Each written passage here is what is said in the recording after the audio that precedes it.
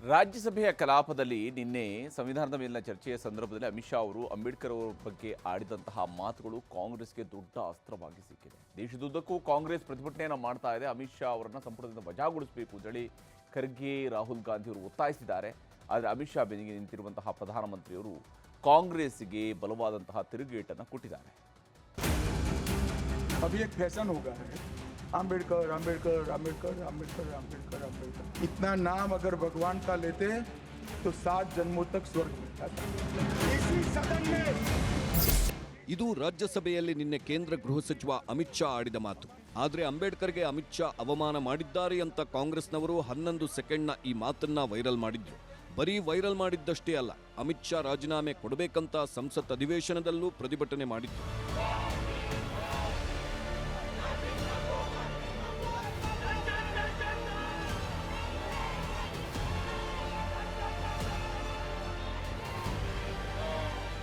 ರಾಹುಲ್ ಗಾಂಧಿ, ಮಲ್ಲಿಕಾರ್ಜುನ್ ಖರ್ಗೆಯವರಂತೂ ಅಮಿತ್ ಶಾ ಜೊತೆ ಮೋದಿಯವರನ್ನ ಬಿಜೆಪಿ ಆರ್ಎಸ್ಎಸ್ನವರನ್ನೆಲ್ಲ ಎಳೆದು ಸಂವಿಧಾನ ವಿರೋಧಿಗಳು ಅಂದ್ರು. ಇದಕ್ಕೆ ಅಮಿತ್ ಶಾ ತಿರುಗೇಟು ಕೊಟ್ಟರು. और वो मंशा जो उनके दिमाग में है कि उनकी जो मनुस्मृति की आइडियोलॉजी है, और I demand his resignation, we all the parties demand his resignation and he should apologise to the country. खड़गे जी मेरा इस्तीफा मांग रहे हैं, इनको आनंद होता है तो शायद मैं दे भी दूं, मगर इससे इनकी समस्या का अंत नहीं है।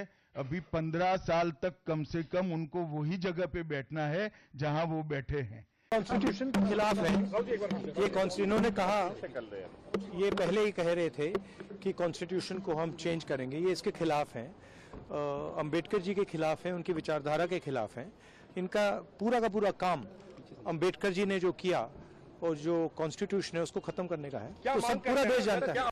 ಕಾಂಗ್ರೆಸ್ನವರ ಮಾತಿಗೆ ಪ್ರಧಾನಿ ಮೋದಿ ಕೆರಳಿದ್ರು. ಅಮಿತ್ ಶಾ ಮಾತನ್ನ ಕಾಂಗ್ರೆಸ್ನವರು ತಿರುಚಿದ್ದಾರೆ. ಅಂಬೇಡ್ಕರ್ ಬಗ್ಗೆ ಅಮಿತ್ ಶಾ ಒಳ್ಳೆ ಮಾತುಗಳನ್ನ ಆಡಿದ್ದಾರೆ ಅಂತ ತಮ್ಮ ಎಕ್ಸ್ ಖಾತೆಯಲ್ಲಿ ಅಮಿತ್ ಶಾ ಪೂರ್ಣ ಭಾಷಣ ಹಂಚಿಕೊಂಡ್ರು. ಜೊತೆಗೆ ಎಕ್ಸ್ ಖಾತೆಯಲ್ಲಿ ಕಾಂಗ್ರೆಸ್ಗೂ ಕಿವಿ ಹಿಂಡಿದ್ರು. ಅಂಬೇಡ್ಕರ್ಗೆ ಸಂಬಂಧಿಸಿ 5 ಐತಿಹಾಸಿಕ ಸ್ಥಳಗಳ ಅಭಿವೃದ್ಧಿ ಮಾಡಿದ್ದೀವಿ.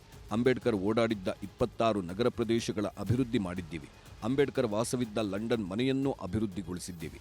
ಬಿಜೆಪಿ ಸರ್ಕಾರ ಕೂಡ ಅಂಬೇಡ್ಕರ್ರನ್ನ ಸ್ಮರಿಸಿಕೊಳ್ಳುತ್ತೆ. ನಾವೆಲ್ಲರೂ ಸಂಸತ್ನಲ್ಲಿ ಇರೋದಕ್ಕೂ ಅಂಬೇಡ್ಕರ್ ಕಾರಣ.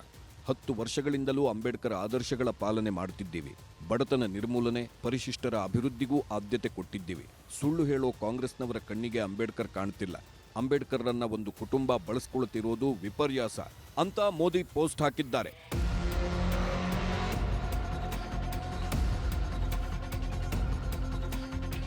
ಅಮಿತ್ ಶಾ ಅವರ ಭಾಷಣದ ತುಣುಕನ್ನ ಕಾಂಗ್ರೆಸ್ ವೈರಲ್ ಮಾಡಿದೆ. ದೇಶದ ಹಲವು ರಾಜ್ಯಗಳಲ್ಲಿ ಅಮಿತ್ ಶಾ ವಿರುದ್ಧ ಪ್ರತಿಭಟನೆಯೂ ನಡೆಯುತ್ತಿದೆ. ದೆಹಲಿಯಲ್ಲಿ ಜೈ ಭೀಮ್ ಸಂಘಟನೆ ಮತ್ತು ಕಾಂಗ್ರೆಸ್ ಕಾರ್ಯಕರ್ತರು ಪ್ರತಿಭಟಿಸಿದ್ರು. ಉತ್ತರ ಪ್ರದೇಶದಲ್ಲಿ ವಿಧಾನಸಭೆ ಚಲೋ ಮುತ್ತಿಗೆಗೆ ಯತ್ನಿಸಿದ್ರು. ರಾಜಸ್ಥಾನದಲ್ಲಿ ಪ್ರತಿಭಟನೆಗಿಳಿದ ಕೈಕಲಿಗಳ ಮೇಲೆ ಜಲಫಿರಂಗಿ ಪ್ರಯೋಗಿಸಿದ್ರು.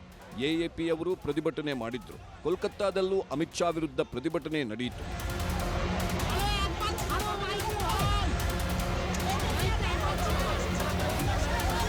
Bureau report, news 18.